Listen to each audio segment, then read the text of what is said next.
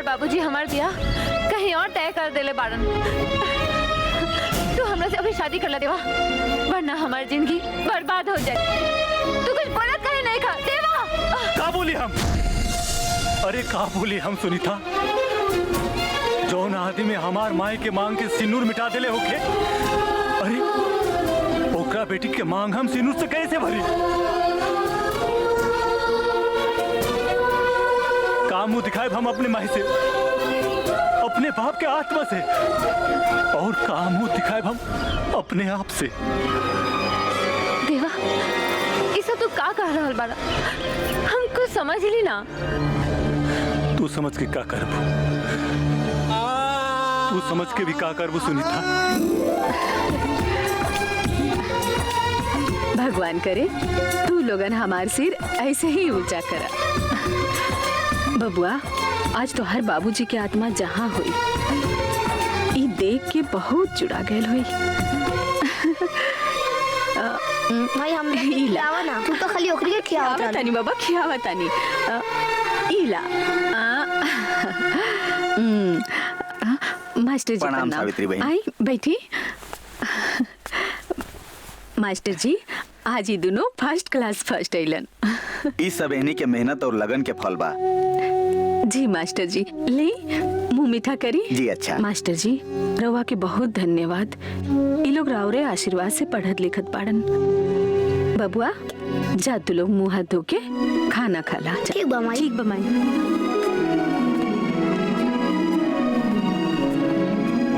सावित्री बहन, सुख दुख तो एक सिक्का के दो पहलू है। दुख के बादल केतनो गहरा होके उ छंट जाला और सुख के रोशनी अपने आप निकल जाला। मास्टर जी हमरा के आज भी उ रात याद बा। भाई हम लोग के खिलावा। अरे दम धरा खियाओ तू बड़ी। भूख लागल बा। अरे खियावा तनी बाबा ला। सुना तरु हम बाद में खालिब जातनी हरिया से मिले के बाद। अरे चुनाव उना वाला काम भी बड़ा लफड़ा के काम बा हो। अरे रवा के तो हम पहले ही से समझावा तानी ये चुनाव नाव के चक्कर में मत पड़ी। बाकी रवा के का ये गांव वालन चढ़ा देवे ने और रवा गाछी पर चढ़ जानी। अरे भाई तो का करबो, समाज में रहे के बा। सारा लोग यह चाहत रहे तो केकरा केकरा के मना करती। विक्रम सिंह का कोनो साधु समझता नहीं। अरे वो कोनो कुकर्म करी, बाकी वो रवा के चुनाव में ना जीते दी। हाँ अच्छा तो एगो बात जान ली, गांव भर के लोग हमरा फेवर में बा। एगो वोट विक्रम सिंह के ना मिली। हाँ रघु भैया का हो? मास्टर जी अपने गांव के चौपाल पे तोरा के बुलावत बाड़न। हाँ। चला होता चला हम चलते नहीं हो। चलो बेटा तू लोग खा लिया लो। इनकरा के कितनो समझावा बाकी समझिए ना। ये चुनाव ना तो जेल मुहाल कर दे ले बा।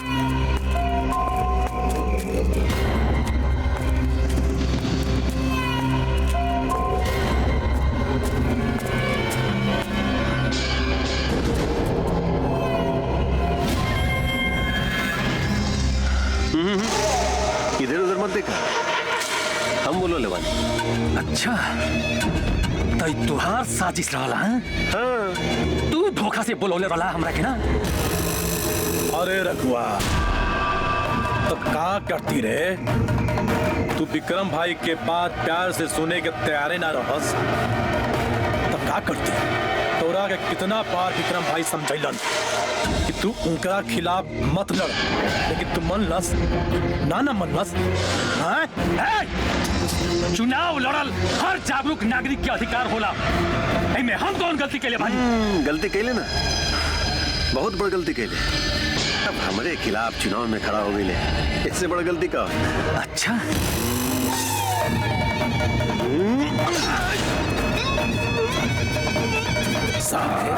का रे इलेक्शन ना लड़बे?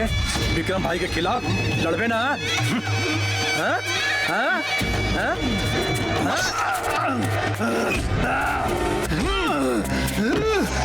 सावित्री सावित्री सावित्री कब बचा? सावित्री आई।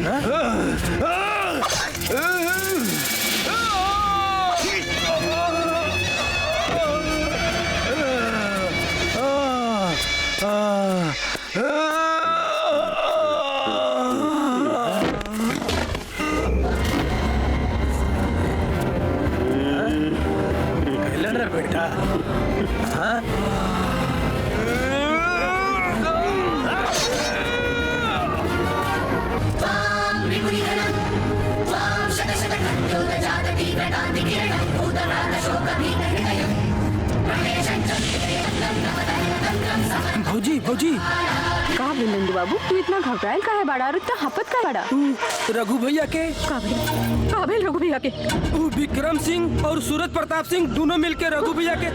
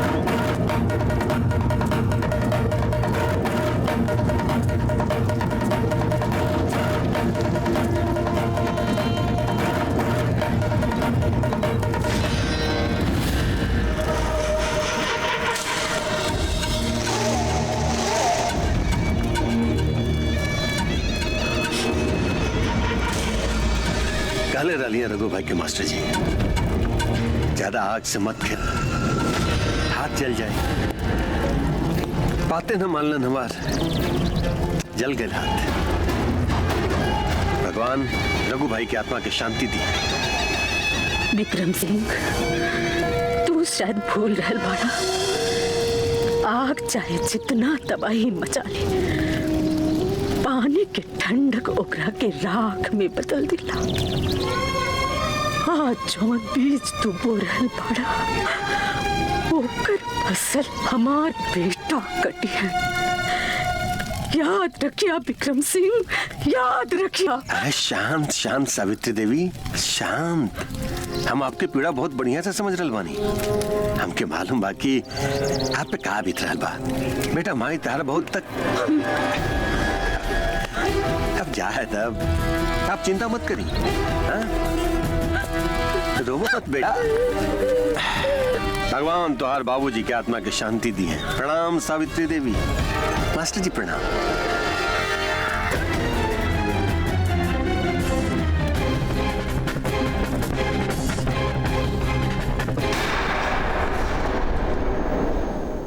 सावित्री बहन, तोहार दुख के दिन अब ज्यादा दिन तक ना रही। वो दिन जल्दी आई कि तोहार दोनों बेटा अपना बाबूजी के मौत के बदला वो विक्रम सिंह से जरूर लिहन। थोड़ा धीरज रख, समय के इंतजार करा।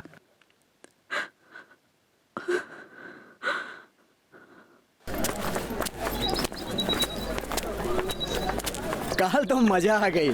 चिड़िया ते एक से एक। अरे यार, ढेर दिन से नमकीन लड़की भेटात नहीं खे।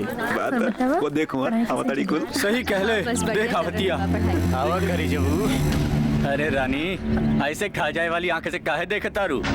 जब एगो लड़का एगो लड़की के धक्का मारेला नु, तो अपना के बड़ा भाग्यशाली समझेले। और कौनो लड़की लड़का के थप्पड़ मार दे तो लड़का अपन के का समझे? करम अभागा और का? ए कोमल, तू बीच में मत बोला। बात हमरे और रानी के बीच में चल रहल बा। एकदम सही। क्यों कहले बा और किताब में पढ़ले भी बानी, जब दो आदमी बात कर रहे हैं तो तीसरे के बीच में बोले के ना। और तू का बाड़ी? चौथा के पांचवा काहे? छक्का ना? कोमल, जबान संभाल के बोला। काहे? अपन बारी बहुत तीत लागता, और अगर इतना तीत लागत बा तो ऐसन हरकत काहे करत बाड़ो? ए रानी, मीठ बोले के उम्र बात तो मीठ बोला, कहे तीत बोला तारू। हाँ? और ये जवन तोहार होठ है ना, एकरा के देखले के बाद ऐसा लागेला कि शहद से भी मीठ होई। तो काहे एकरा के बोल के तू खट्टा करे तारू?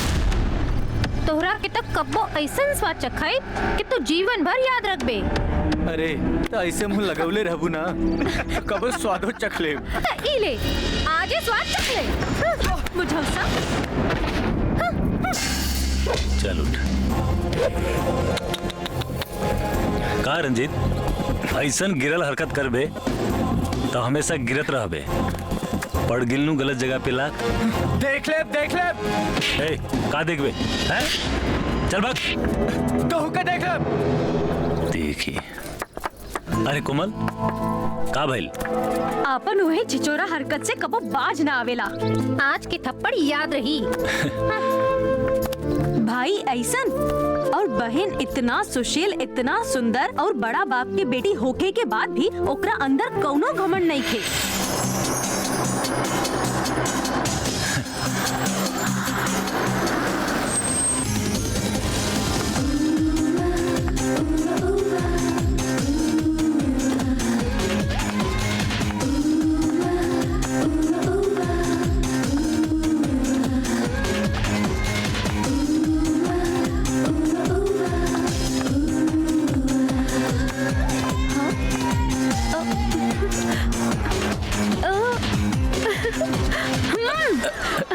कहाँ खो गए बारा?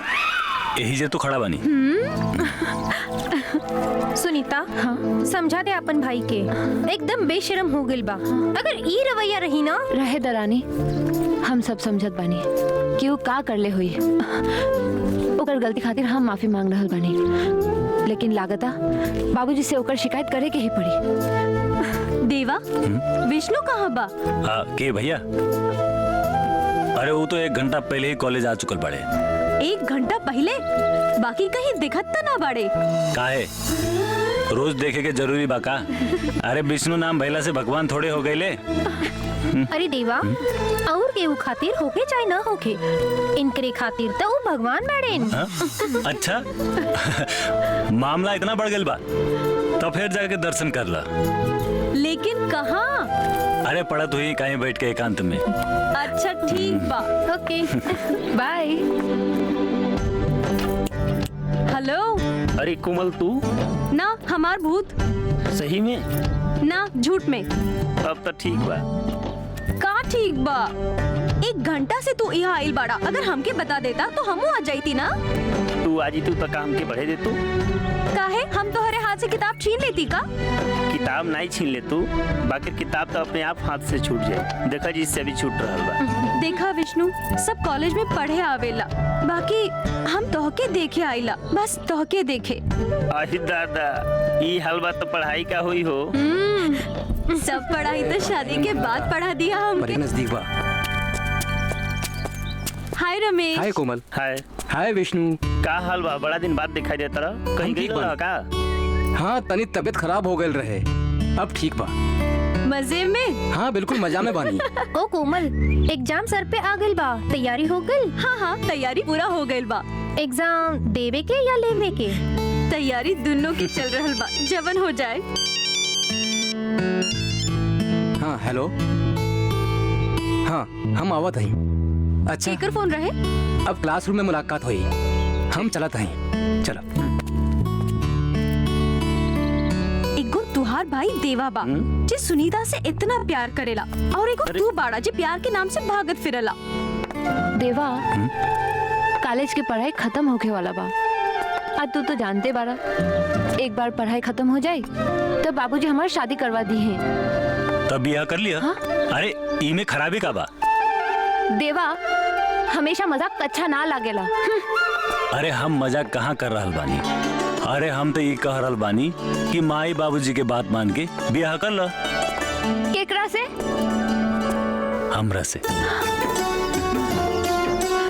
सिर्फ हमरा से। सच? अरे भगवान तोहरा के सिर्फ हमरा खातिर बनौले बड़े। सावित्री बहन, पूरा गांव के लोगन के इच्छा बा कि यह बार मुखिया के चुनाव तू लड़ा। हाँ भाई। हाँ माई, गांव वालन के साथ साथे हमनियों के भी इच्छा बा कि चुनाव तू लड़ा। बाकी बेटा हम। सावित्री बहन, एकरा से अच्छा मौका ना मिली। सावित्री बहन जैसन अच्छा उम्मीदवार के हो सकेला। तोहार पुरान बदला चुकावे के मौका आ गइल बा। आखिर रावण राज खत्म तक करही के पड़ी। माई, जब पूरा गांव कहता तो तू हाँ कह दे। तू जीत जीवी माई, सभी बदलाव चाहता। हाँ कर दा सावित्री बहन।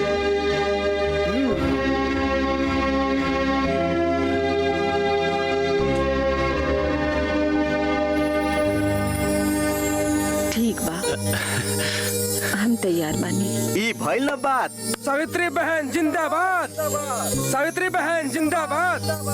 विक्रम के खिलाफ चुनाव में खड़ा इस साली सरकार ये हिम्मत ओकरे अंदर ओकरे सबोलवन के वजह से भइल बा। आई सपोला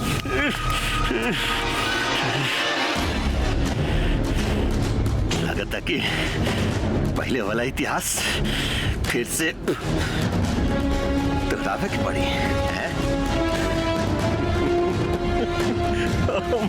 हम इस सोच के परेशान मानी कि उस साली के मन में ही बात आयल कैसे कि वो हमरा खिलाफ चुनाव लड़ी। हमरा खिलाफ चुनाव लड़ी। हमरा 20 साल के जीत के हार में बदल दी साली।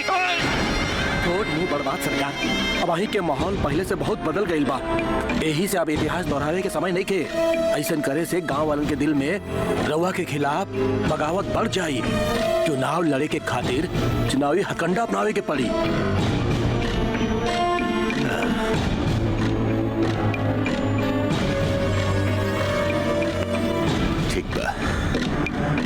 ठीक बा जा तू लोग चुनाव की तैयारी कर रहा है। जी बाबूजी।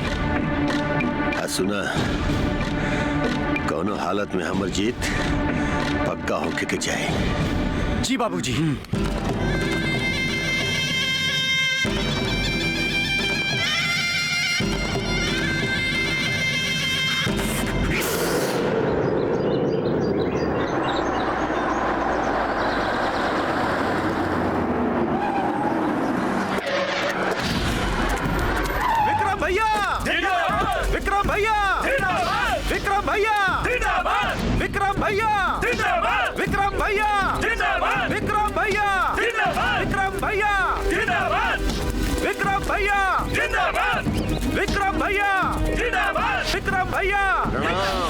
प्रणाम विक्रम बाबू। आई बैठी। हाईली फॉर्म कलम दिल जा। हाँ। विक्रम बाबू ऊपर से आदेश आयल बा कि साल कोनो तरह के गुंडाई न चली। थोड़ा सा ध्यान दे विक्रम बाबू। अरे आप बिल्कुल चिंता न करिए। हुए जे विक्रम रचिता का। सावित्री देवी जिंदाबाद, सावित्री देवी जिंदाबाद, सावित्री देवी जिंदाबाद, सावित्री देवी जिंदाबाद, सावित्री देवी जिंदाबाद, सावित्री देवी जिंदाबाद, सावित्री देवी जिंदाबाद, सावित्री देवी जिंदाबाद, सावित्री देवी जिंदाबाद, सावित्री देवी जिंदाबाद, सावित्री देवी जिंदाबाद, सावित्री देवी जिंदाबाद, सावित्री देवी जिंदाबाद, सावित्री देवी जिंदाबाद।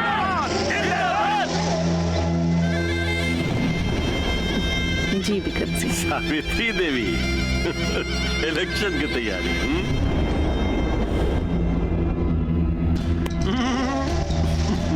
बधाई हो बहुत बधाई हो। जा नॉमिनेशन के पर्चे भरा जा। सावित्री देवी जिंदाबाद, सावित्री देवी जिंदाबाद, सावित्री देवी जिंदाबाद, सावित्री देवी जिंदाबाद, सावित्री देवी जिंदाबाद, सावित्री देवी जिंदाबाद। विक्रम भैया जिंदाबाद, जिंदाबाद जिंदाबाद। जीतेगा भाई जीतेगा, विक्रम भैया जीतेगा। सावित्री देवी जिंदाबाद, सावित्री देवी जिंदाबाद, सावित्री देवी जिंदाबाद, सावित्री देवी। विक्रम भैया जिंदाबाद, विक्रम भैया जिंदाबाद, सावित्री देवी, सावित्री देवी, सावित्री देवी। जीतेगा भाई जीतेगा, विक्रम भैया जीतेगा, जीतेगा भाई जीतेगा, विक्रम भैया जीतेगा। सावित्री देवी जिंदाबाद, सावित्री देवी जिंदाबाद, सावित्री देवी जिंदाबाद। विक्रम भैया जिंदाबाद, विक्रम भैया जिंदाबाद। चल हट चल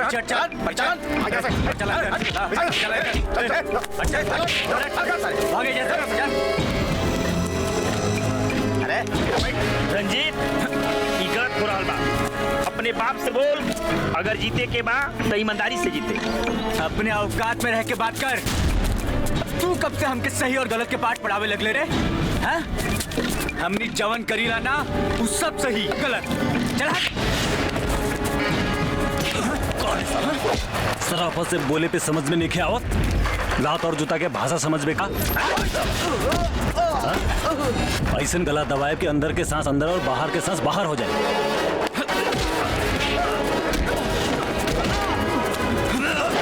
विष्णु भैया आओ वोट डाला। चलो वोट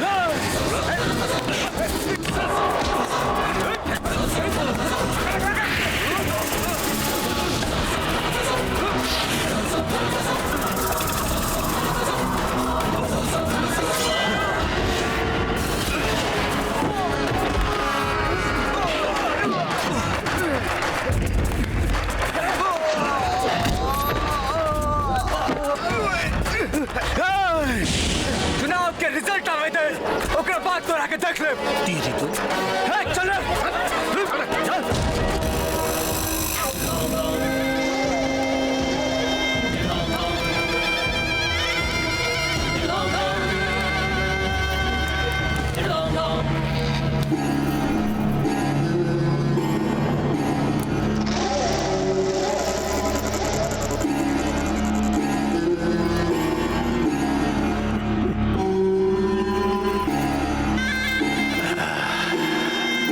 ठीक ही कहल जाला, जब आदमी के सर पे मौत मंडराए लागेला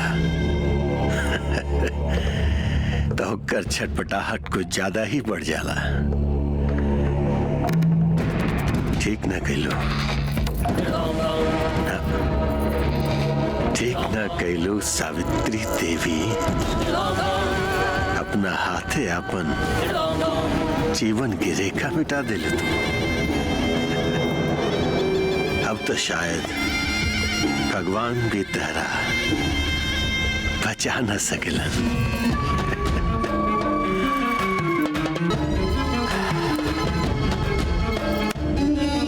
अरे कहवा जात बानी?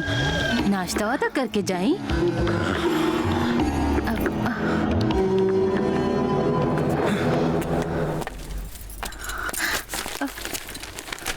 विक्रम सिंह सावित्री देवी से पराजित का भइल बिटिया? कुछ ना माई, बाबूजी इलेक्शन हार गइलन का ऐसे गुस्से में बाहर निकल गइलन।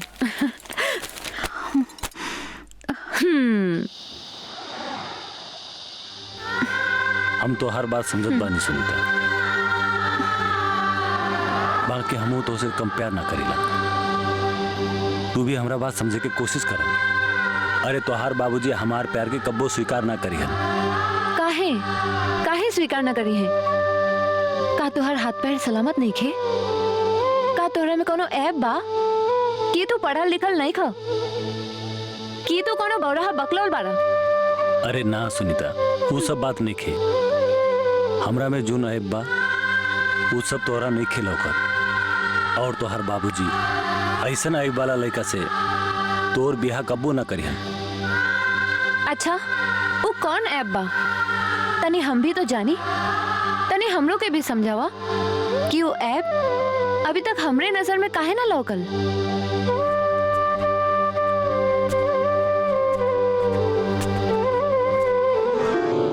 हमार गरीबी। का तोहर गरीबी? हाँ सुनीता, हमार गरीबी। हमरे गरीबी के साथे तो हर बाबूजी हमरा के अपन दामाद के रूप में कबो स्वीकार ना करिए। लेकिन बिल्कुल सही। आदमी के अपन औकात कबो ना भुलाए के चाहिए। हमें ई बात के खुशी बा कि देवा अपने औकात में रह के बात कर रहा बा। और बाकी दीदी तू तोरा के दू कौड़ी के आदमी से ब्याह करे के लालसा कब से जागेल बा? रंजीत चिल्लाए के कवनो जरूरत नहीं खे। अब ही हम बाबूजी से चल के बता देत बानी कि तोहरा के दू कौड़ी के लंगूर से प्यार हो गइल बा। ओकरे बाद खुदे अपने तोरे ब्याहे के मुहूर्त निकाल दी है। और इस साले देवा की तो ऐसन बारात निकली वो तो सबे देखी। रंजीत अपन बकवास बंद करो और चुपचाप घरे जाओ। हम वही जाके तुमसे बात करब। ठीक बा, जात बानी। बाकी देवा तू याद रखिए, तोहर तो हम ऐसन बारात निकालब, ऐसन सजाइब कि तोह के अपन सूरत देखे में भी लाज लगी। रंजीत! देवा! रंजीत के स्वभाव के बारे में तू तो जानते बाड़ा। ओकर बदतमीजी की वजह से हम माफी मांगतानी। ना, एकर कोनो जरूरत नहीं है।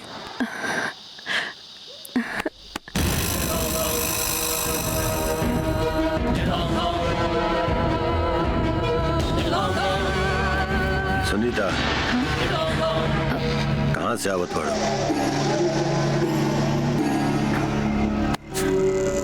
सुनीता हम तारा से पूछ रहल बानी, कहाँ से आ रहल बाड़ो? बाबूजी, जब हम बताई दिले बानी तो एकरा से पूछे के का जरूरत बा? इनका से तरवा ये पूछी कि इनका ये सिलसिला कब से चल रहल बा।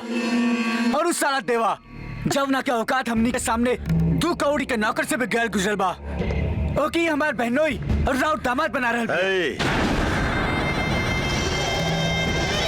सच का बा सुनीता, हम तारा जवान से सुनल चाहत बानी, सच का बा। जी बाबूजी, ये सच बात है। हम देवा से बहुत प्यार करेला और वो भी हमरा से बहुत प्यार करेला। बाकी वो रवा से इतना डरेला कि हमके समझावत रहेला कि तू हमरा के भूल जा। अच्छा, तो तू देवा के मन से हमरा डर निकाल के हमार मोहब्बत डाले के चाहता हूँ। बाबूजी, रवा तो प्यार के नाम सुन के खड़ी खोटी हमरा के सुना देनी, पर का आपके ये पता बा कि आपके ये बेटा कॉलेज के लड़किन के साथ का गोल खिलावत बा और कितना नाम बना रहा बा आपके खानदान में? मत बोला तू कि तू एक लड़की बाड़ो। ये लड़का बा, जवा नहीं करी वह तू करबू, इतना मन बढ़ गेल तोहार। एकरा से पहले की हमारा गुस्सा के पहाड़ तारा ऊपर टूट पड़े, तू जा जाओ यहाँ से। सुनी जी, सयान लड़की के ऐसा ना डांटल जाएला, हम ओकरा के समझा दे। जा समझावा।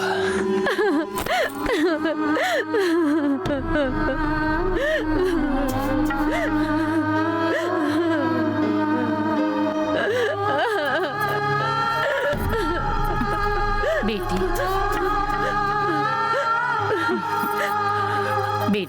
तू अपन बाबूजी के स्वभाव जानत बाड़ू, फिर ऐसा काहे करत बाड़ू? काहे माई, का खराबी बा देवा में? लेकिन तो हर बाबूजी ये रिश्ता के मंजूरी कब्बो ना दिहन। तो हम उनकर बेटी हई माई, और आज हम तोरा के वचन देता नहीं, अगर हमार मांग में केहू सिंदूर डाली तो वो देवा ही हुई।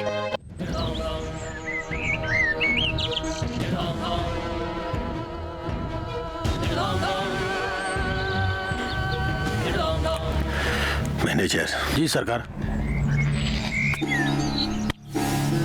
जेलर से बात हो गई बा, वो काल एक रात खातिर कलुआ के जेल से बाहर निकली हैं। बस समझ ला कि दोनों भाई की मौत कल निश्चित बा। और रंजीत जी बाबूजी, तोरा वहां जाए के कोनो जरूरत नहीं है। जी जी सरकार, राउर रणनीति और चुनाव उस ससुरन के सबक सिखाइल बहुत जरूरी हो गई बा।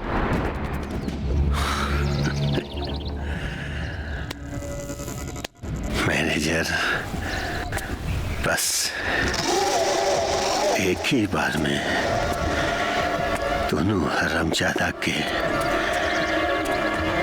मौत के घाट उतार दे, तब पता चली कि सांप के बिल में हाथ डाले के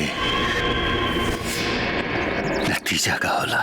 एकर मतलब देवा की जान खतरा में बा, लेकिन हम ऐसा ना होके देव। देवा जी माई, हमरा के ये समझ में ना आइल, ई विक्रम सिंह की बेटी होली के दिन यहाँ कहाँ आइल रहे और तोहरा से इतना चिपक चिपक रंग काहे खेलत रहे? अरे माई वो देवा से चपक चपक के गाने नहीं गावत रहे, वो देवा से प्यार भी करेले। ना माई ना, अरे भैया तो ऐसे कहत रहेलन। अरे वो साथे कॉलेज में पढ़े ले, पढ़े से कहीं प्यार हो जाला का भैया? बताई का माई से? चाय पिए भैया। हमार चाय रखल बा। हाँ हाँ। देवा, अरे सुनीता, इतना रात के तू यहाँ? देवा एगो बहुत जरूरी मैसेज देवे के रहे। अरे इतना रात के का जरूरी मैसेज रहे? तू चुप रहा बेटी, तू बैठा। जी माँ जी। देवा, एगो बहुत बुरा खबर बा। काहे? का भेल?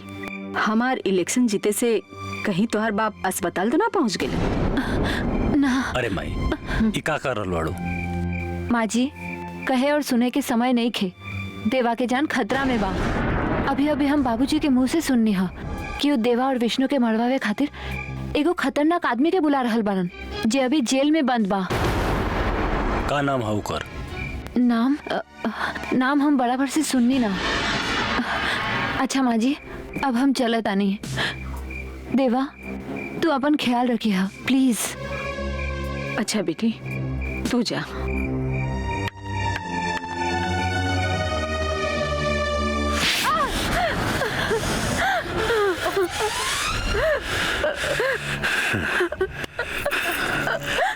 वाह, अरे जब जहाँ पर बेटी ही दुश्मन के गले मिल जाए, बाप बेचारा करे भी तो क्या करे?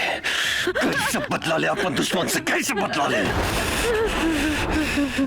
लेकिन बेटी एक बात सुन ले, तार बाप ना इतना कमजोर भी नहीं के कि अपन बेटी के मुंह में अपन दुश्मन के गले लगा ले।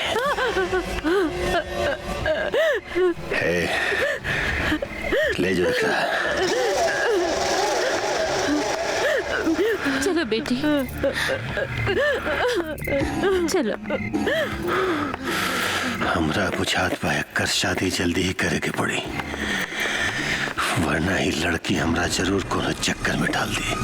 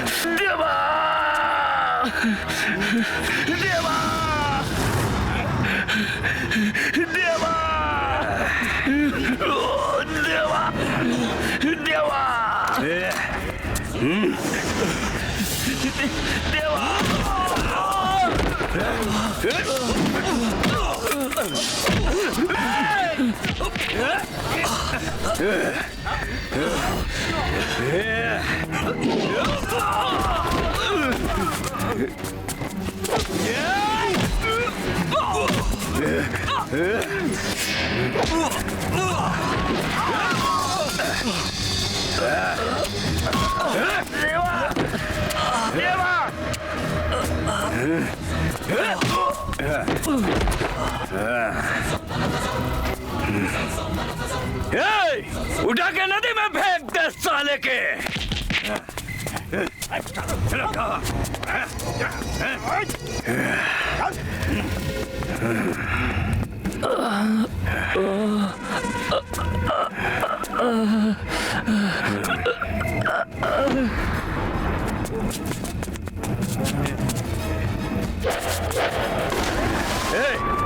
एकरा के भी उठा के फेंक दे साला के। पुलिस पकड़ा साला सबके, पकड़ा।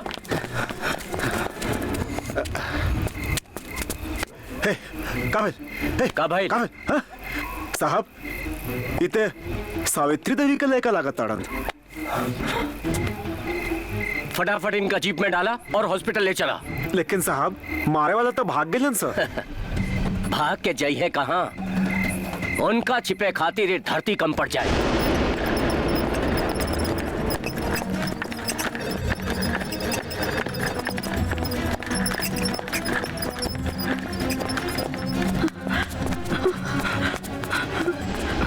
इंस्पेक्टर साहब, भीतर के बा हमार बड़ बेटा, ये हमार छोट बेटा। आपके बड़ बेटा विष्णु और हमार छोट बेटा कहाँ बा? हमने जब वहां पहुंचनी तो उ सब इनका के जान से मारत रहलन सब। हमने के देखले तो वहां से भाग गईलन। हो सकेला कि वो देवा की जान से मार देले होके या फिर ओकरा के जान से मारे खातिर ले गईल होके। हमने कोशिश करब कि देवा जल्दी मिल जाए। रहुआ चिंता मत करी, जल्द से जल्द कुछ ना कुछ पता चल जाए। डॉक्टर साहब, हमार बेटा कैसन बा? घबराए के कोनो जरूरत नहीं है, अब खतरा टल चुकल बा। इंस्पेक्टर साहब, कुछ भी हो जाए हमार बेटा के ढूंढ निकाली। सावित्री देवी, रहुआ निश्चिंत रही।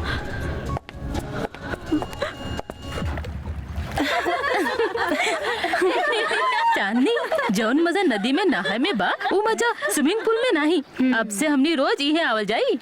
हाँ, यही खातिर तो हम तू लोगन के एहिजा लेकर आयल बानी।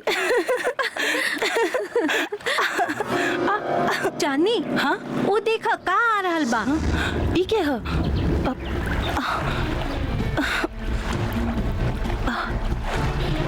अरे संभाल के,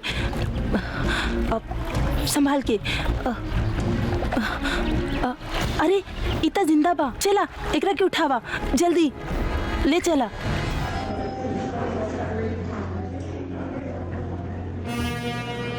करा हुआ हमला करे वाले के पहचाना तनी?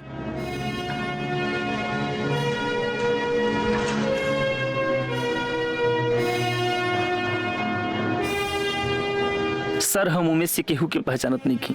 केहू से कौनों के पहले के दुश्मनी या केहू पे शक? इंस्पेक्टर साहब, शक केकरा पे कइल जा सकेला? हमरा के तो पूरा विश्वास बाकी विष्णु और देवा पे हमला करवावे वाला विक्रम सिंह ही हुई। देखी, बिना सबूत के एक तरह कोनो प्रतिष्ठित आदमी पे शक करे ठीक ना होगी। फिर भी हम अपना तरफ से पूरा कोशिश करब। इंस्पेक्टर साहब, अभी ई थाना में रउआ नया आयल बानी। कुछ दिन में विक्रम सिंह की असलियत रउओ के पता चल जाई। ठीक बा सावित्री जी, यदि रहुआ ऐसा कहत बाड़िन तो पुलिस शक के आधार पे विक्रम सिंह से पूछताछ करी, और अगर उनकर ई केस में हाथ भइल तो फिर रहुआ हमरा पे विश्वास रखी, उनकर गिरफ्तारी पक्का बा। चलो।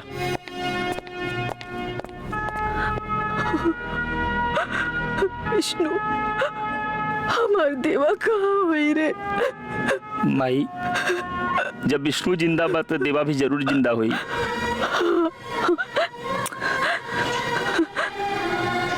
हमरा के विश्वास बा, हमार देवा जिंदा हुई।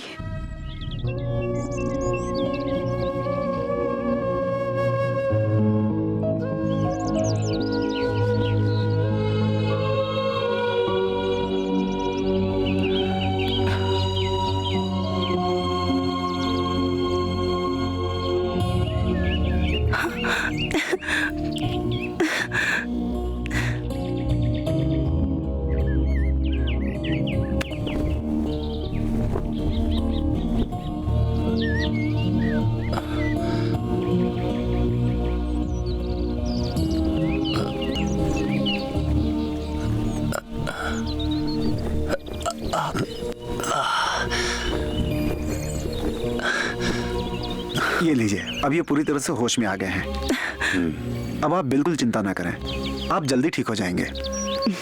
हाँ, तुहार नाम का हो बेटा? और तुहार घर कहाँ बा? हमनी के बता दे, हम तुहार घर वाला के खबर कर दे। हमार नाम?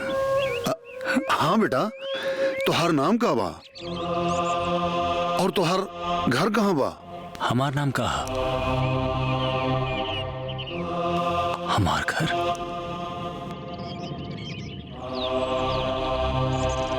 हमार घर कहाँ बा?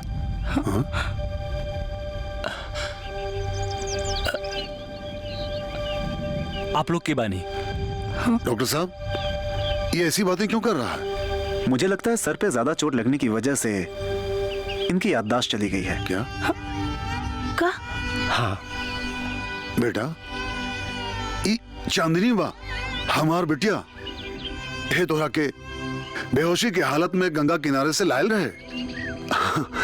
तू चिंता मत कर बेटा, आज से ये हमार घर तोहरे घर बा और हमनी सब तोहार घर वाला। जी हाँ बेटा, जौन अल्लाह ताला की मर्जी से तोहार जान बचल, वही अल्लाह ताला की मर्जी से तोहार याददाश्त भी वापस आ जाएगी। बेटी तू चिंता मत करा, हमरा के पूरा विश्वास बा हमार देवा जहाँ भी हुई अच्छा से हुई, बिल्कुल ठीक हुई। नमस्ते सावित्री देवी। वो देखा इंस्पेक्टर साहब आ गए। आई इंस्पेक्टर साहब बैठी। आई इंस्पेक्टर साहब। नमस्ते इंस्पेक्टर साहब, देवा के कुछ पता चलल? जी ना, अभी तक कुछ पता ना चलल। बाकी हम लोग सब जगह खोज चुकल बानी। देवा के लाश कहीं भी नहीं मिलल, और लाश नहीं मिलल ऐसे देवा के जिंदा रहे के पूरा पूरा उम्मीद बा। बाकी इंस्पेक्टर साहब, कब तक हमने के ये उम्मीद में दिन गिना थी? देखी, घबराई मत, हमने दूर तक के थाने में देवा के फोटो भिजवा दिले बानी। जैसे ही कुछ खबर मिली हम रवा के आके बता दे। बाकी हमने भी कहा कर इंस्पेक्टर साहब, दिल नहीं खे मानत। जी इंस्पेक्टर साहब, जौना भाई से हम एक पल खातिर भी दूर नहीं खी रहल, वो भाई के जियला के खबर सुनला खातिर हम बेचैन बानी। इंस्पेक्टर साहब, हमने के ऊपर का बीतत बा, कैसे बताई? सावित्री जी, हम राउर दिल की हालत समझ सकता नहीं। हम तो जल्दी से जल्दी यह कोशिश करब कि आपके बेटा के जिंदा रहने के खबर ना, बल्कि साक्षात ओकरा के आपके सामने लाके खड़ा कर दी। और हाँ, आप लोग के कभी भी हमार जरूरत पड़े तो हमरा के फोन कर दी। जी ठीक, चला था। नमस्ते।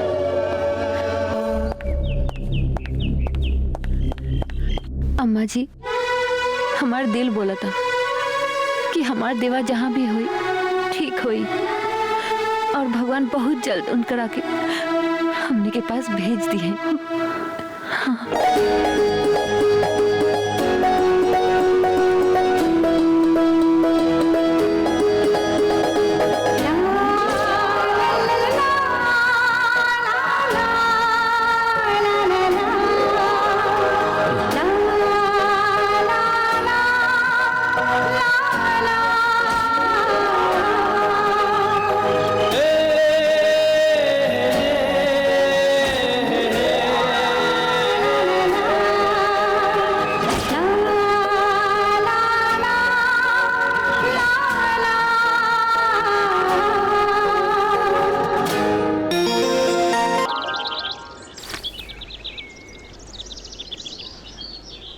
खाओ मैनेजर, सुने में आयल है कि नयका इंस्पेक्टर सावित्री देवी के बड़ा हितैषी बना था।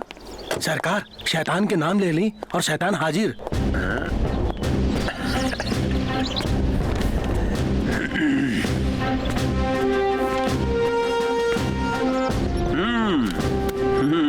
क्या इंस्पेक्टर, इधर का रास्ता कैसे भटक गया? दरअसल विष्णु देवा पर भइल हमला के सिलसिला में रउआ लोगन से कुछ पूछताछ करे के रहे। अच्छा अच्छा अच्छा, हाँ हाँ हाँ, कहा भइलू लोग के वो का नाम बा? हाँ, देवा देवा के कुछ पता चलल कि ना? और विष्णु, ओकर तबीयत कैसन बा? देवा के तो कुछ पता ना चलल, बाकी विष्णु ठीक बा। और ओकरा सिलसिले में आपसे कुछ बात करे के बा। अरे हाँ, पूछी पूछी भाई, पूछी का पूछी के बा? गांव वाला सब और सावित्री देवी के शक बा कि ओकरा पे हमला राउर तरफ से करवाई गई बा। राम राम राम, घोर कलयुग सवार हो गई बा। केहू केहू पे कुछ भी इल्जाम लगा सकत बा। इंस्पेक्टर साहब, का शक के बुनियाद पे हमनी से पूछताछ करे आयल बानी। बिल्कुल। देखिए इंस्पेक्टर साहब, अब जवान औरत के बुढ़ापे के सहारा ओकर बेटा लोगन के साथ ऐसा घटना घटी, ओकर तो दिमाग खराब हो गई ना। एमे कोनो अनाप शनाप बके लगी।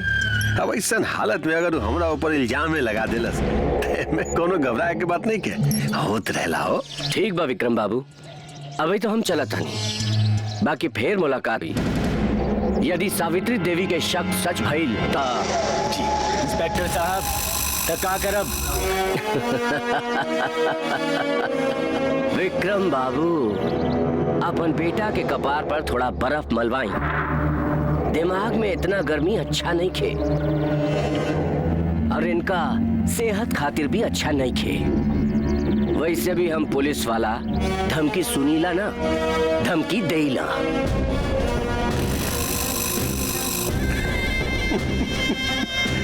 चला इधर बैठ। अरे जब हम बानी तो तारा इतना टेंशन लेने की जरूरत नहीं है। जी बाबू, दिमाग ठंडा रख। चांदनी, शक्ल सूरत से लेकर संस्कारी लगा था। अपन यादाश्त खो जाए से ये अपन नाम पता सब कुछ भुला गई बा। काहे ना एगो एकर नाम रख दिया जाए। आज से एकर नाम राजा है। राजा, सुनो बेटा, आज से हमने तोहके राजा कह के बुलाई। ठीक बा। अच्छा तब बतावा का है तोहर नाम? राजा। देखनी डैडी, इनकरो भी इनकर नाम याद हो गई। राजा।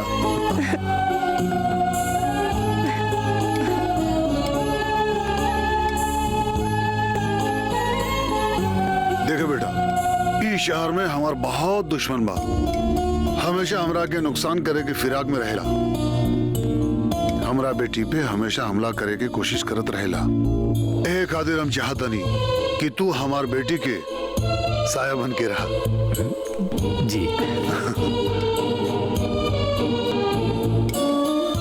तो ठीक बा बेटी, तो आज के बाद तू कहीं भी आईबू जेबू राजा के साथ। ओके डैडी।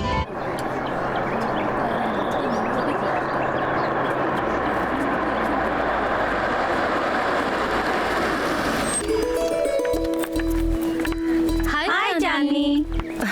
हाय। चांदनी जी, हम 5 बजे गेट पे पहुंचे। ठीक बा। कभी भी कोनो प्रॉब्लम बुझाई तब फोन कर दे, पलक झपकते ही पहुंचे। ठीक बा।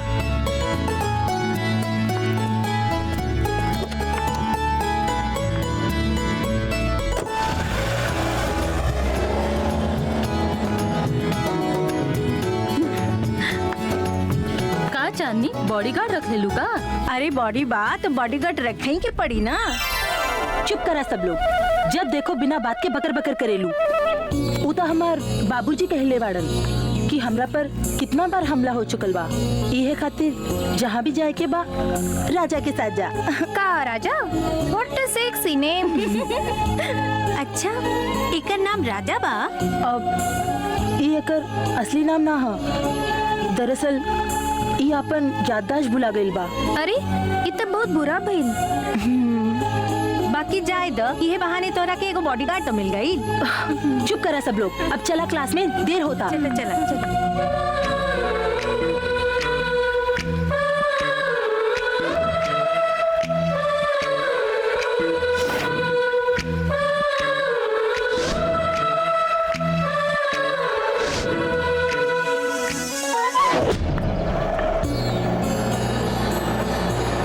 अरे रोका रोका, जल्दी रोका, हमरा के गोलगप्पे खाए के बा। अच्छा रवा जाइए, हम यही जे बानी। काहे राजा, तोहरा के गोलगप्पा अच्छा ना लागेला का? तू भी खा ला, चला। ना ऐसा कोनो बात नहीं के, रहुआ जाके खाई। ओहो। हेलो भैया, हमरा के एक प्लेट दा।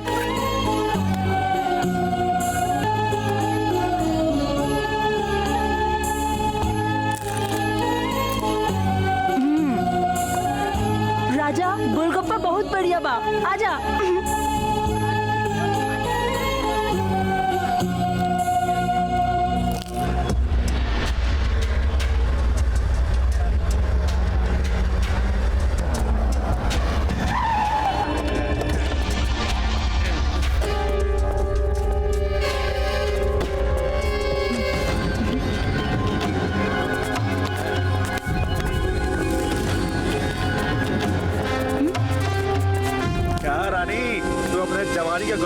हमरों के खिया दा।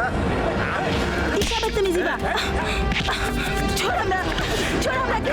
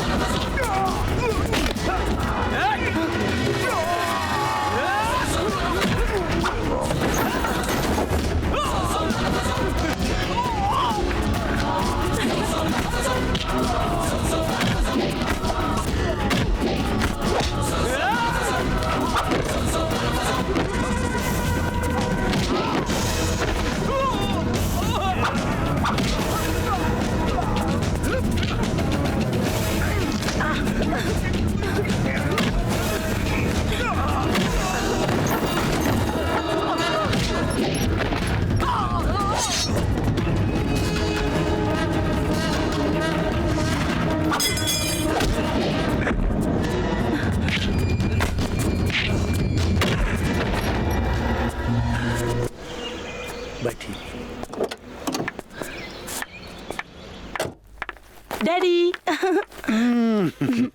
आओ बिटिया बैठा। अरे बैठा बेटा। अरे ये तुम्हारा हाथ में खून कैसे? पता बा डैडी, आजू गुंडा लोगन फिर हमरा पर हमला कर देलस। बस हमरा के बचावे में राजा के हाथ जख्मी हो गई। अरे तो जल्दी से डॉक्टर के फोन करा ना। डैडी हम फोन कर देले बानी, बस आते हो हम डॉक्टर साहब। छोड़ दी सर, ठीक हो जाए। छोट मोट जख्म बा। वैसे ही लोग के बा जौन राव और बेटी पर बार बार हमला कर रहा बा। तो जान के भी क्या करवा बेटा, फिर भी जाने की चाहता रहा। तो सुना, ये बात 20 साल पुरानी बात बा। यहाँ से 100 किलोमीटर दूर एगो गांव बा, गंगापुर, जहाँ विक्रम सिंह नाम के एगो खतरनाक आदमी बा। वही एगो गांव के किसान मुखिया के इलेक्शन में खड़ा हो गई। ये बात विक्रम के शान के खिलाफ हो गई। फिर वो किसान के मारे के योजना बनौलस और वो काम हमरा के दहलस, और वो काम हम करे से इनकार कर देनी, जेकरा खातिर हम दोनों के दोस्ती में दरार पड़ गई। तका वो किसान के खुद ही मार देलस? हाँ, वो सूर्य प्रताप मिल गए वो किसान के मार देहलस, और वो दिन से हमरा सूर्य प्रताप से दुश्मनी हो गई।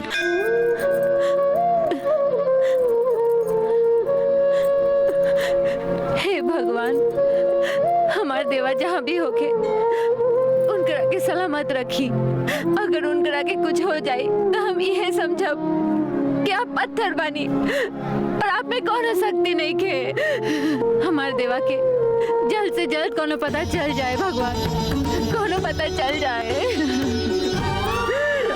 बेटी, हम एगो माई होके अपन मन के तसल्ली देत रहनी हमार बेटा जिंदा बा। पर आज तुम्हारी प्रेम और विश्वास देख के हमार विश्वास और बढ़ गई कि हमार देवा जिंदा बा। वो जहाँ भी हुई सुरक्षित हुई। भगवान ओकरा के सलामत रखी। तू का मंगला है पीर बाबा से? अपन बीतल कल और अपन पहिल का पहचान। अच्छा, हमरा खातिर कुछ ना मंगला है? पहले आप बताएं, हमरा खातिर का मंगनी है? हम तोहरा खातिर तोहार पसंद की दुल्हन मंगनी है। हमरे खातिर दुल्हन, और वो भी हमार पसंद के? हाँ राजा, तोहरा के तोहार पसंद की दुल्हन मिल जाई, ऐसे बढ़ की खुशी हमरा खातिर और का होई। आप बहुत निक बानी, यही से हम आपके बहुत पसंद करेला।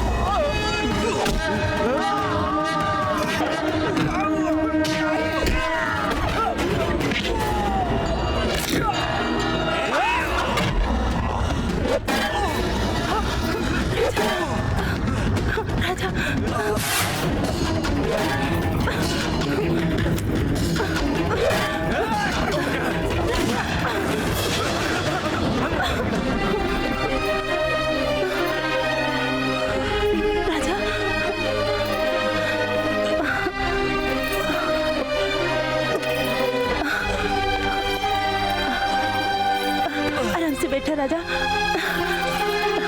तरह की कुछ ना होई।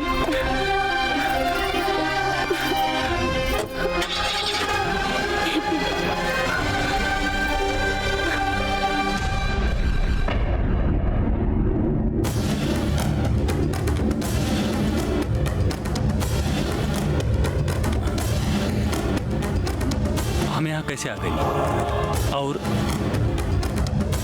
आप लोग के बने? राजा, राजा हम तोहरा से बात करत बानी। अरे राजा, तोहरा के चोट लग गई ना, एहे से चांदनी घर लेके आ गई। अरे राजा के बा और आप लोग हमके राजा कह के काहे बुलाओ तनी? अरे हमारा नाम देवा है, देवा। बेटा तुम अपने दिमाग पर जरा जोर डालकर देखो, तुम्हें सब कुछ याद आ जाएगा और तुम इन लोगों को पहचान भी सकोगे।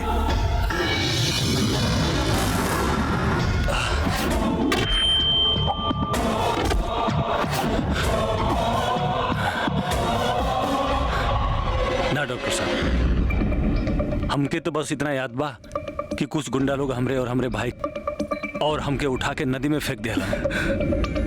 डॉक्टर साहब देखिए ना, राजा की क्या हो गई? कुछ नहीं बेटा, जो होता है अच्छा होता है। राजा की याददाश्त वापस आ गई। बाकी डॉक्टर साहब, हमारा नाम राजा ना देवा है और ये हमारे याददाश्त के का भइल बा? तुम्हारा नाम देवा हो सकता है, पर ये लोग तुम्हें राजा के नाम से जानते हैं। जब गुंडे लोग तुम्हें नदी में फेंक दिए थे तो तुम बेहोशी की हालत में चांदनी को मिले और चांदनी तुम्हें लेकर यहाँ आ गई। ये चांदनी के पिता खान साहब हैं। और जब तुम यहाँ आए तो तुम्हारी याददाश्त पूरी जा चुकी थी, तुम्हें अपना नाम पता कुछ भी याद नहीं था।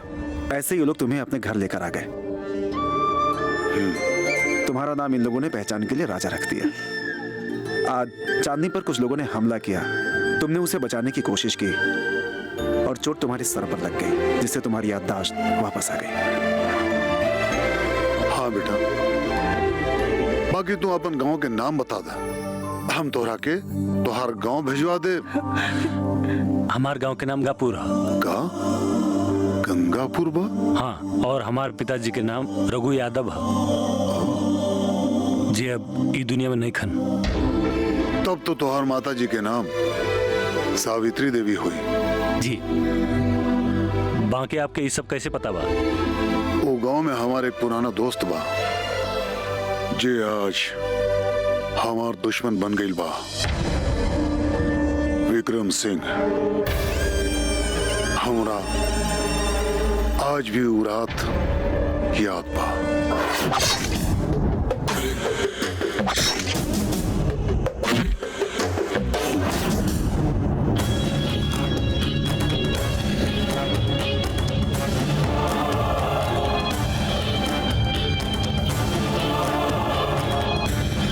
अरे हम आज तक यही जानत रही कि हमार बाबूजी के मौत एगो एक्सीडेंट में फैल रहे।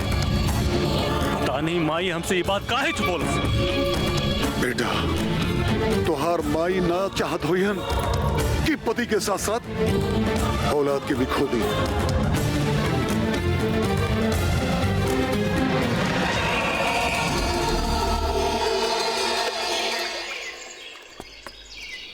राजा, हम तोहरा से कैसे कही कि जब से तू राजा बनके हमार जिंदगी में आइला, हमरा जिंदगी में खुशियां ही खुशियां आ गई। पता ही ना चलल कि हम कब तोहरा के अपन दिल लेनी। ना चांदनी, ऐसा मत कहा। आपके हमार जिंदगी पर बहुत एहसान बा। आप हमरा के बचौले ना रहती तो शायद आज हम इस दुनिया में ना रहती। हमरो जिंदगी में कोई बा और वो हमरा से बहुत प्यार करेला। कोनो बात नहीं खे राजा, हम तोहरा प्यार के बीच में कबो ना आए। और वैसे भी तोहरा पर पहला हक ओकर बा। तोहरा साथ बितवले वो अनमोल पल के हम अपन जीवन के सबसे अनमोल पल बना के जिंदगी भर अपन साथ रखब। अच्छा बेटा, जाने अनजाने में कोनो कमी हो गई हो तब बुरा मत मानिए। अरे बाबूजी, ऐसन कह के हमरा के शर्मिंदा ना करी। अच्छा बाबूजी, चलता नहीं। अरे बेटा खुश रह। ठीक है जा बेटा। हरिया जी साहब। अरे गाड़ी ठीक से चलाइए। ठीक बा। संभाल के।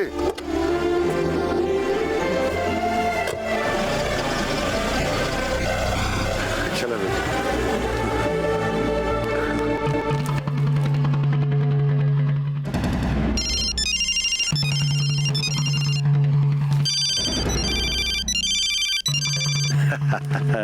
सूरज प्रताप।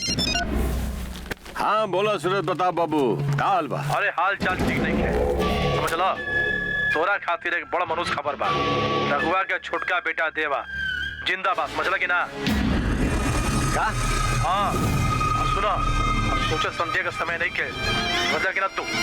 अरे बकवास बंद करे यार, क्या बकवास करने लगलो तू? विक्रम सिंह, हम जो कह रहल बानी ना एकदम 100% सच बा। ऐसे कब्बो न हो सकेला भाई। ये बात हमरो कहाँ पता रहे कि वो देवा ही है।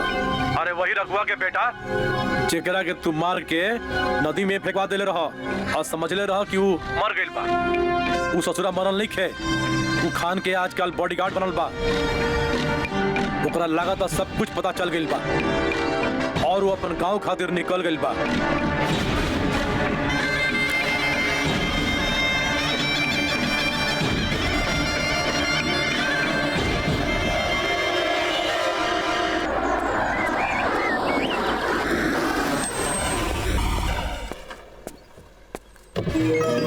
अरे देवा, अरे देवा, तू वापस आ गई ना।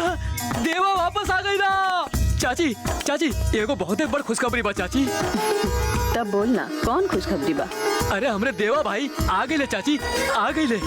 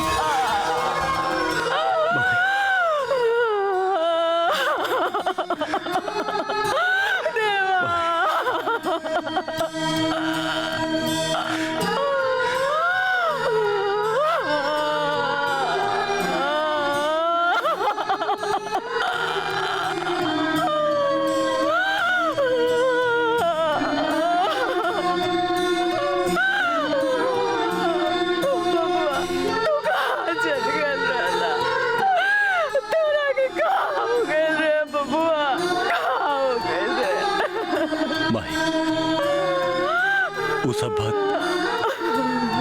हम तोरा के आराम से बताए। सावित्री बहन, जमाना बाद राउर बेटा आइल बाड़न, रघुआ इनकरा से बात करी, हमने चला तानी। चलो रमेश चलो। अरे देवा, हमार भाई देवा, भाई देवा। अरे इतना दिन तू कहाँ रह रे देवा? हम आ गए, अब चिंता करके कोनो जरूरत नहीं है। लेकिन हम तोरा से एगो बात पूछे के चाहता है।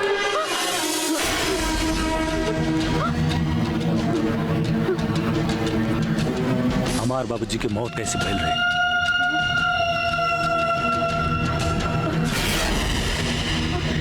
हम तू लोगन के बतैले रहनी ना कि उनकर मौत एक्सीडेंट में भइल रहे। झूठ, बिल्कुल झूठ।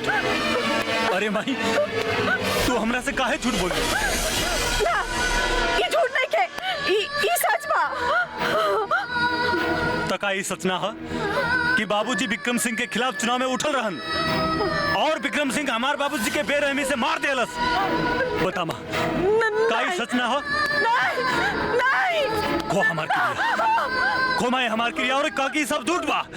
खो माई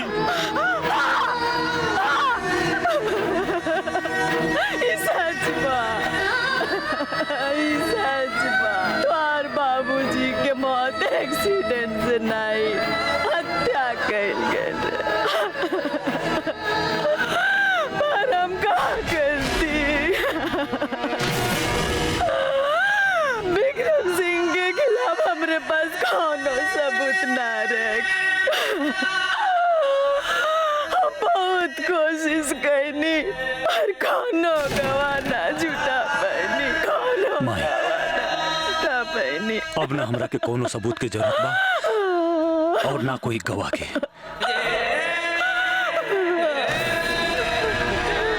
विक्रम सिंह के सजा मिली,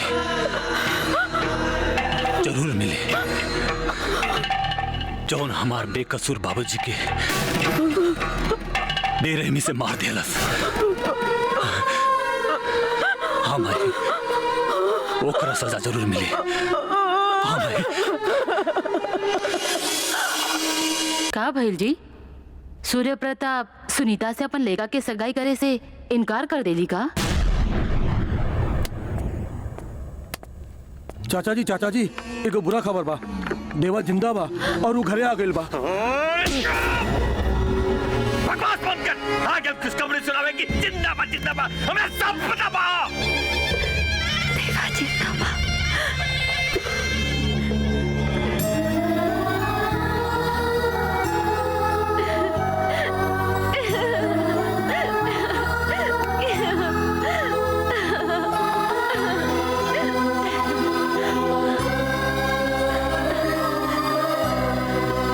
देवा, हम जानत रही कि तू जिंदा बाड़ा,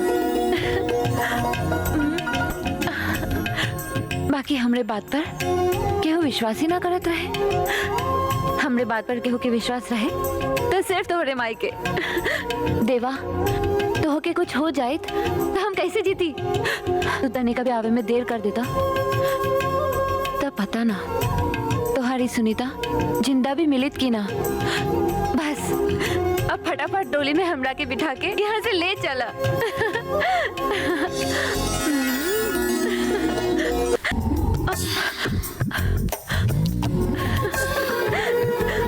देवा, देवा, रुक जा।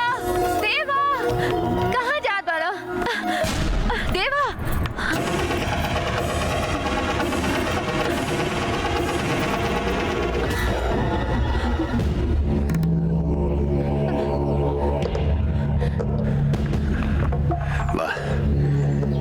वाह बेटा, पूरा लाज शर्म सब तो पोछ के चाट के बाड़ो।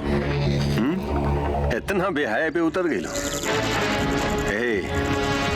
ले जो अपन बेटी के और समझा देखना, अपन हरकत से पहुंच जाए तो हाथ पैर काट के घर में बिठा दो। जिंदगी भर पाहिज बन के घर में सड़त रही। चले जाएगा। चलो बेटी, चलो।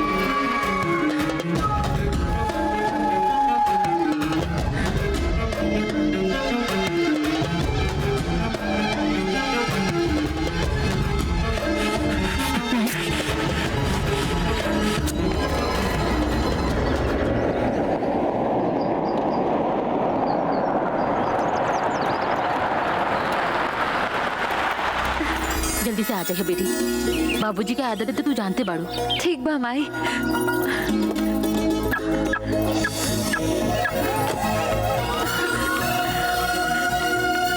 देवा, देवा, देवा तू कहाँ चल गई रहा? देवा तू कहाँ चल गई रहा? हम तोरा के कैसे बताई? तोरे बिना इतना दिन हम कैसे जेल बानी? हम तोरे बिना ना जी सके देवा, हम तोरे बिना ना जी सके। देवा, बड़ा मुश्किल से हम तोरा से मिले आइल बानी। हमार बाबूजी हमार बियाह कहीं और तय कर देले बाड़न। तू हमरा से अभी शादी कर ला देवा, वरना हमारी जिंदगी बर्बाद हो जाए। तू हमरा से शादी कर ला देवा, जल्दी शादी कर ला।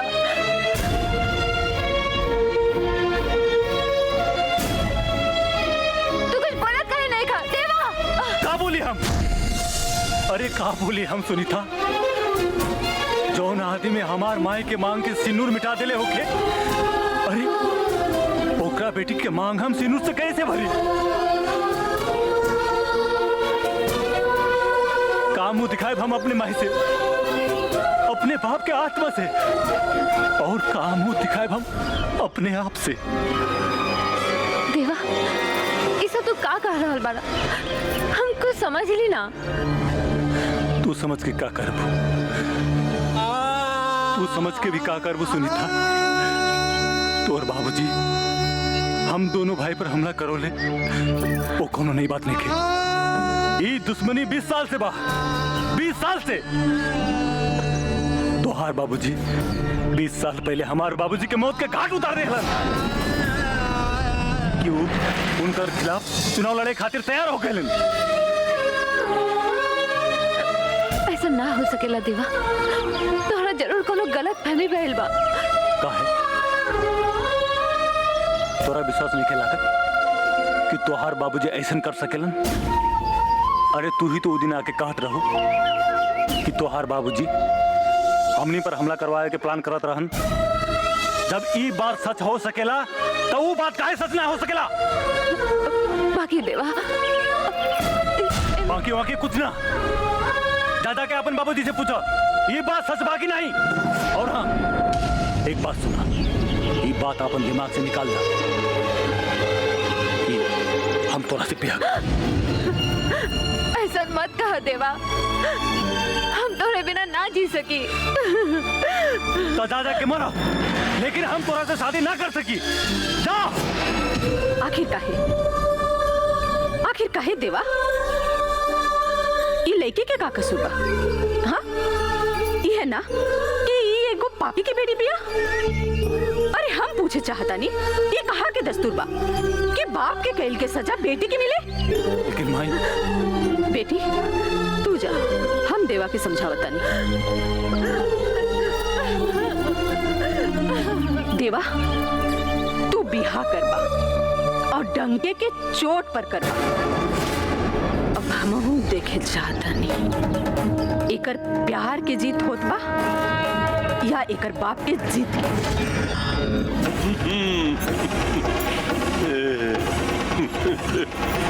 मजा है, अब मजा है साले।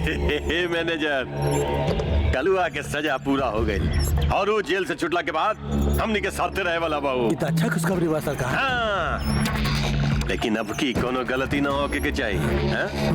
ध्यान दे, क्या कि शिकारी से एक बार तो गलती हो सकेला, लेकिन अगर बार बार गलती हो जाता है फिर तो शिकारी ने कल जाला। और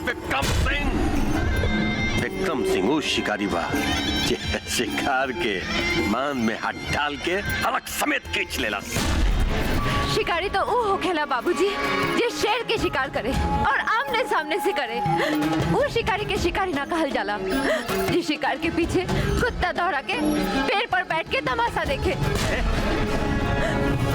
तो कहने का मतलब कहा रहे? मतलब ये है बाबूजी कि रवा तो अपने आप में इतना सक्षम बनी कि पलक झपकते ही सामने वाला के मौत के घाट उतार दी। फिर विष्णु और देवा के बार बार मारे खातिर कलवा के इस्तेमाल करने की क्या जरूरत रहे? खुद ही मार दी जैसे उनकर बाबूजी के मरले रही।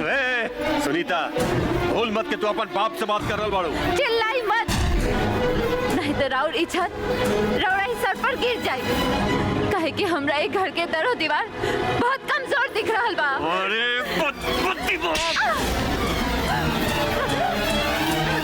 मारी बाबूजी और मारी, जितना चाहे मारी, लेकिन ऐसे राउर सच्चाई ना छिपा जाए। कहे कि हम जान चुकल बानी कि हम एगो ऐसे इंसान के बेटी है जे जल्लाद बा और वो कुछ भी कर सकेला।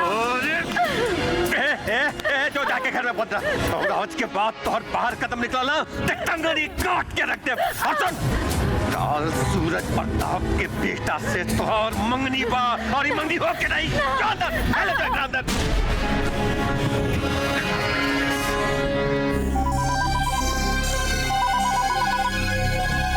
भाई। बोला विक्रम भाई। हम सोच रहल बानी कि अपन दोस्ती के रिश्तेदारी में बदल दी। अरे विक्रम भाई, तू तो ऐसा बात कहला कि मन तो खुशी से नाच उठल, लेकिन हम कुछ समझ ना पाए। अरे भाई, हम चाहते कि तुहार बेटा के अपन दामाद बना ले। बोला। अरे विक्रम भाई, ऐसे बड़ खुशखबरी का हो सकेला कि विक्रम सिंह और सूरज प्रताप सिंह दोनों रिश्तेदार हो जाए लोग। ऐसे बड़ खुशखबरी का हो सकेला हो। तो फिर काले सगाई की रस्म अदा कर दिया जाओ। लेकिन इतना जल्दी काले? भाई काले, अब नेक काम में देर तो होके कहना चाहिए। बात तो ठीक है कहला, नेक काम में देर ना करेगा चाहिए। ठीक बा, तैयारी करा, हम बेटा के लेकर टाइम पे पहुंच जाएंगे। चलो फिर तैयारी कर। देवा, अब वो वक्त आ गई बटे कि हमनी के अपना माई के दूध के लाज रखी और पिताजी के भटकत आत्मा के शांति दिलाई। हाँ भैया, माई के दूध के कर्जा उतारब जा और बाबूजी के मौत के बदला लेब जा। देवा, सुने में आई है कि कलुआ काल जेल से रिहा हो रहा है।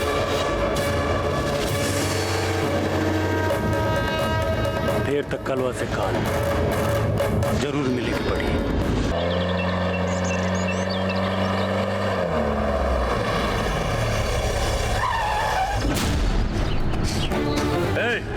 देख साला कुत्ता के कौन रास्ता रोक ले बा।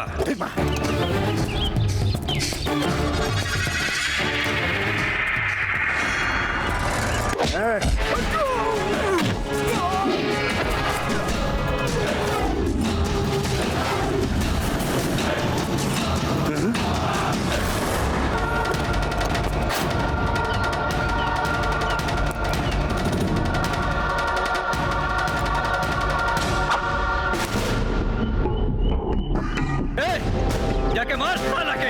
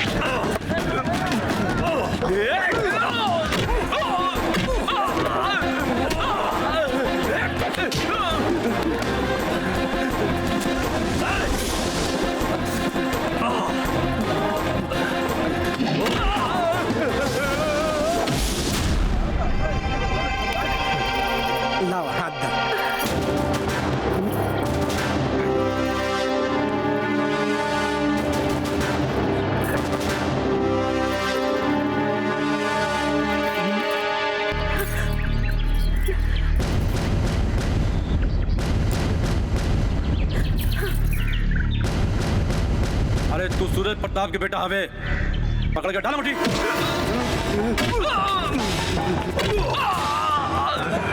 साले, हमनी के हमला के लिए रहे ना।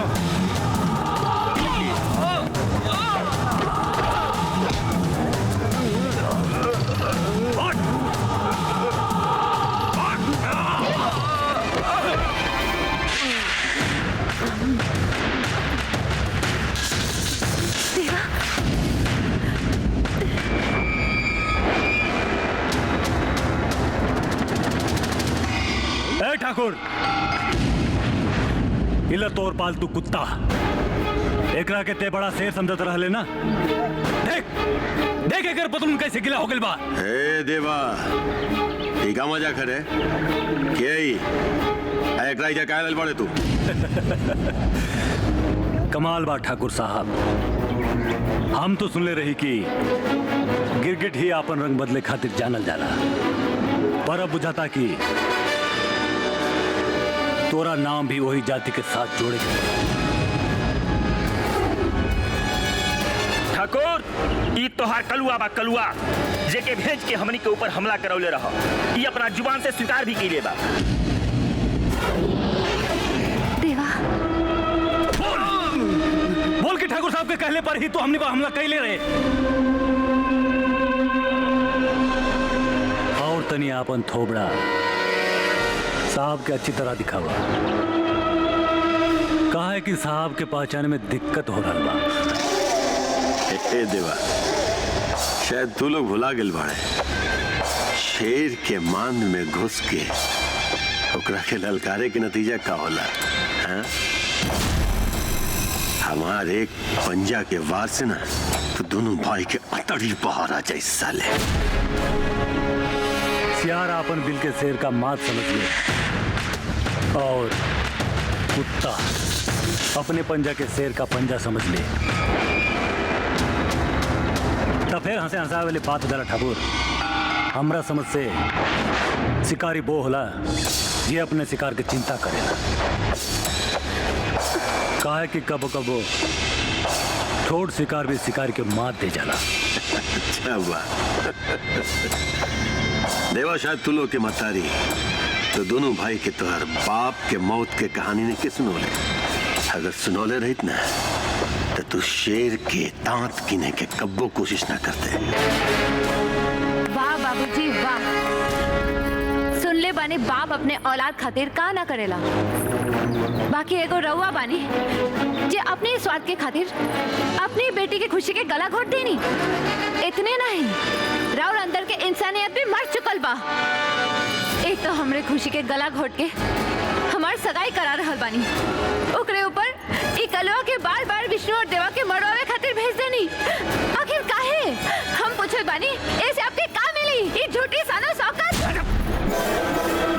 हमरा इंसानियत के पाठ पढ़ावे के कोनो जरूरत नहीं के। हमरा कब कहां का करे के बा अच्छी तरह से मालूम बा। ए रंजीत समझाई पगली के यार। ए चुप विक्रम भाई, लगा था कि 20 साल पहले की कहानी फिर से दोहरावे के पड़ी। हमरो एक जवाब। हाँ साले उन्हें होई। अरे 20 साल पहले अगर तोर बाप के साथ साथ तो दोनों भाई का भी मार देले रहती ना तो साले आज के दिन देखे के नौबत ना आई। लेकिन अभी कुछ ना भी चलवा। अरे बेटा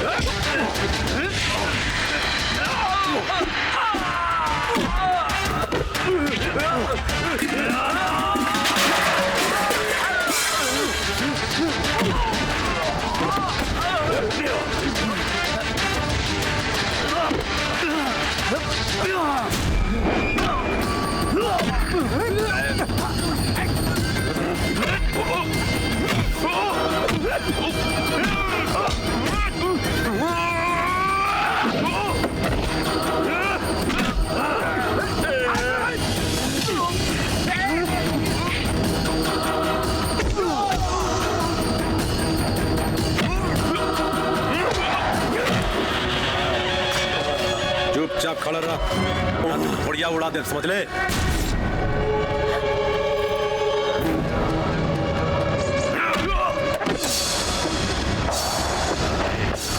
हरामी के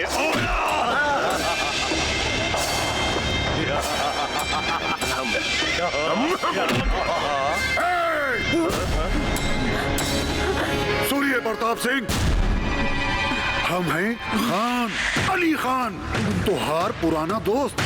गन फेंक दे गन, ना तो हमें कर खोपड़िया उड़ा दे, खोपड़िया उड़ा दे। आना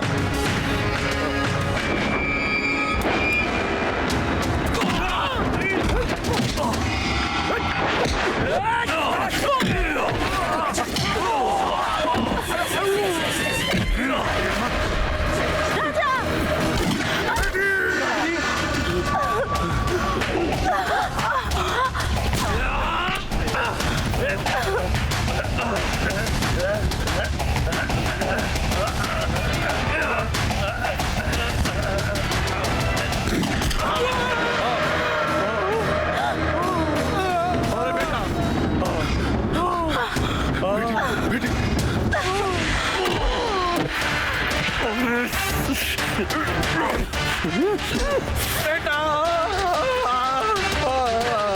अरे बेटा, अरे बेटा कहाँ गए?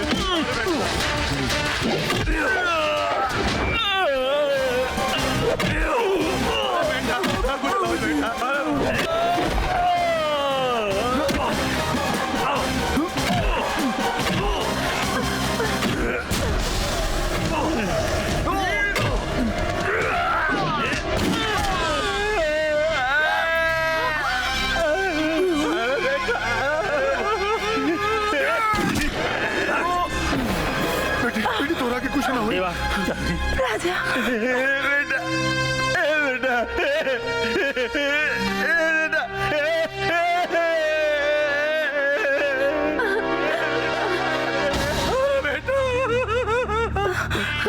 डैडी, हमरा के माफ कर दिया डैडी। कुछ ना हो बेटा, हम राजा से बहुत प्यार करेनी डैडी। हमरा के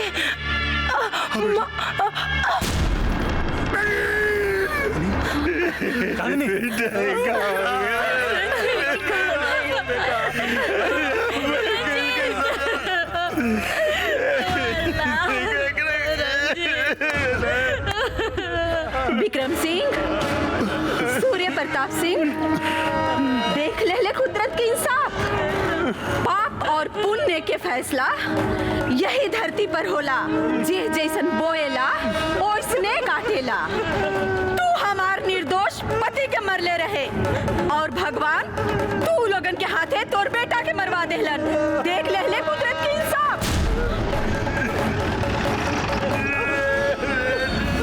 विक्रम सिंह, तोहरा के गिरफ्तार करे आइल है। चला उठा।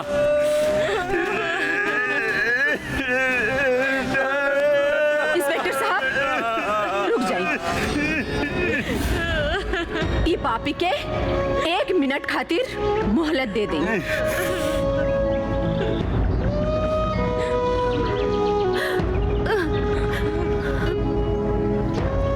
विक्रम सिंह, अगर जिंदगी में एगो अच्छा काम करे चाहताड़े तो आपन बेटी के हाथ हमार बेटा के हाथ में दे दे। तो हर सब पाप धुल जाए विक्रम सिंह, सब पाप धुल जाए।